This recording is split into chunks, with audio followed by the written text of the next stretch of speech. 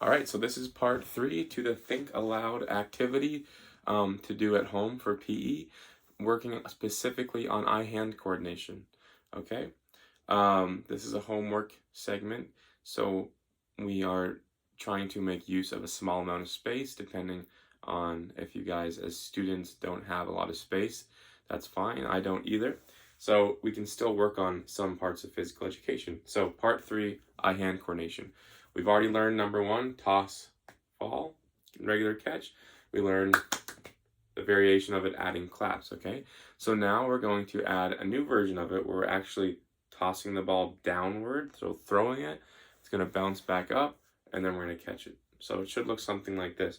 I throw it, and then I catch it like that, okay? I actually have a carpet here. Depending on what kind of ball you're using, it's going to be a different degree of difficulty for how hard you have to throw it down.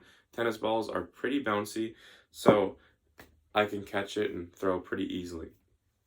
You guys are supposed to have tennis balls at home. You were able to take one from the PE class to bring home to do homework, so you should have that with you. So very similar to the toss and catch, but we're adding a new set of skills. We're adding a downward throw. This will be useful in some later activities. So what I want you to do is I want you to think throw and then catch, okay? Throw, catch. I want you to think about having soft hands, the same way that we did the fall. I want you to catch like this, okay? So you can literally catch the ball as it's coming back down. So it's gonna bounce up, it'll hover here, and it'll start to fall.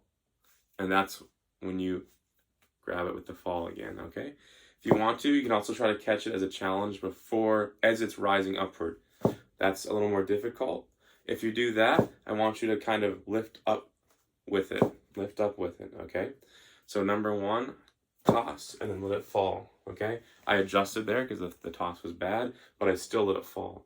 We're going to say the same cue words for the Think Aloud like we did in the first 2 videos, but this time I want you to say throw and fall instead of toss and fall. So it'll look like this. It should look like this. Throw, fall, okay? Throw, fall. And then if you want to catch on the upward motion, throw, catch. Throw, catch, okay? But throw, fall, that's what we're working on. Throw, fall. You can add a couple variations like a throw and a one-handed catch, throw an opposite hand catch. You can throw with your offhand catch. Do at least 10. Okay.